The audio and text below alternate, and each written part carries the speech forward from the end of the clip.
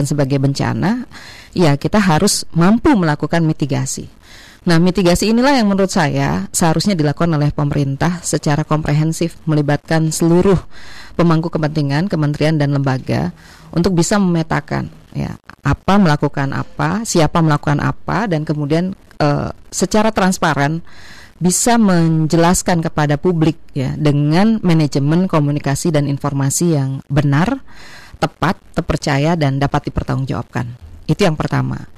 Nah, tentu saja dalam kondisi hari ini saya dihujani banyak pesan, banyak SMS, WhatsApp, termasuk perbincangan yang sangat hangat ya di berbagai grup, bahwa ketika kita bicara tentang ini adalah sebuah ujian, maka yang pertama kita harus memberikan apresiasi tinggi ya, ucapan terima kasih tulus pada seluruh garda terdepan, tim dokter, perawat, tenaga kesehatan yang hari ini ya sudah merelakan waktu kebersamaannya bersama keluarga, kemudian juga menerima ketetapan berpisah dengan orang-orang yang dicintainya untuk tetap tinggal di rumah sakit ya, mewakafkan diri ya. Ya, betul.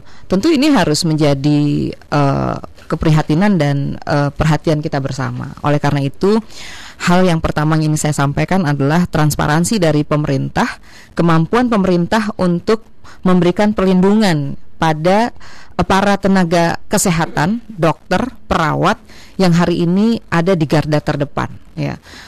Apakah sejumlah APD sudah disiapkan, kemudian masker khusus tenaga medis juga sudah disediakan, termasuk juga nutrisi, suplementasi, perlindungan hukum ya, dan bahkan mungkin insentif ya. Ini menurut saya yang dalam waktu dekat, jangka pendek ya, short term, ini harus dilakukan oleh pemerintah.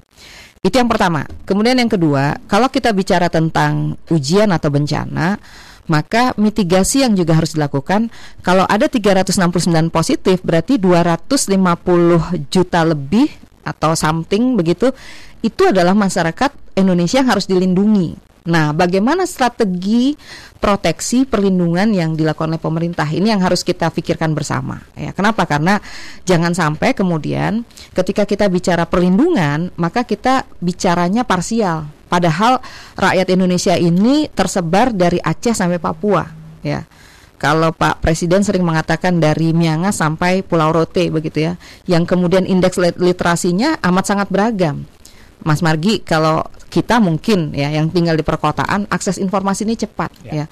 Dan kemudian kita biasa mengakses informasi dengan kecanggihan teknologi.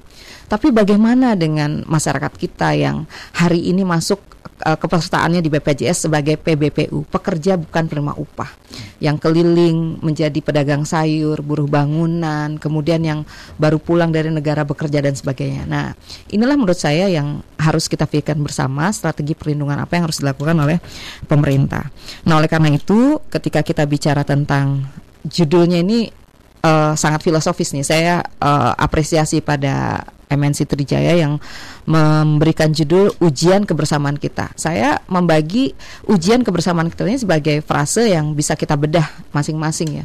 Bicara ujian kita bicara mitigasi, bicara ujian kita bicara sebaran ya. Karena kalau kita bicara kalau kita lihat ya trackingnya dari tanggal 2 Maret sampai sekarang kok eksponensial gitu ya.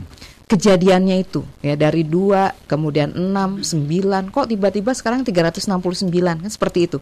Berarti kan virulensinya sangat tinggi ya. Nah, berarti ini harus dijelaskan oleh pemerintah ya. Transparansi tentang sebaran wilayah ini harus dilakukan oleh pemerintah, sehingga masyarakat ya ketika kemudian harus dilindungi mampu melakukan upaya-upaya mandiri gitu. Baik. Tapi sebagai wakil rakyat yang membidangi bidang kesehatan di DPR ya, bagaimana Ibu Neti melihat langkah dan upaya sudah dilakukan pemerintah? Apakah memang benar kritik sebagian orang pemerintah gagap atau sudah yang terbaik ini? Ya, tentu saja saya berterima kasih kalau pada akhirnya pemerintah misalnya menunjuk jubir ya, setelah misalnya Kementerian Kesehatan mengatakan ini takdir, kemudian kita bangsa yang kebal dan sebagainya ya. Tapi artinya kita mengapresiasi lah ya, bahwa kemudian ada jubir yang ditunjuk oleh presiden yang memberikan informasi secara reguler setiap hari, mengeluarkan rilis ya, termasuk juga menyusun 5 protokol begitu ya, protokol kesehatan, kemudian transportasi publik dan sebagainya. Kita mengapresiasi, tapi tentu saja itu terus harus ditingkatkan. Kenapa? Karena hari ini kenapa kemudian ada panik attack, panik rush, kemudian panik buying dan sebagainya. Ini kan gambaran informasi yang sampai ke masyarakat ini nggak utuh gitu. Ada yang utuh mungkin adanya di ruang kebijakan gitu. Ada yang kemudian karena memang nggak jujur dari awalnya. Mas Ferry yang ngomong ya. Nanti saya jelasin. Ya. Nah, saya lanjutkan lagi ya. Jadi artinya ini kalau orang pergerakan ya nggak di mana-mana ya situasinya ya. Kalau Komisi 9 Mas Margi itu luar biasa. Saya harus mengapresiasi teman-teman yang sering menyebut diri mereka itu Niners. Kita bertekad bersepakat menjadi keluarga besar Niners ya, Komisi 9 ini. Kenapa? Karena yang kita hadapi adalah isu-isu yang menimpa rakyat secara langsung. BPJS belum kelar, tiba-tiba ada corona kan begitu ya. Corona belum jelas, kemudian Omnibus Law juga sudah mulai ramai dibicarakan dan ditentang oleh serikat pekerja. Nah, ketika kita bicara Komisi 9, maka saya harus katakan kita tuh sampai memindahkan titik kunjungan kerja, Mas Margi. Yang tadinya kita karena pas masa reses ya.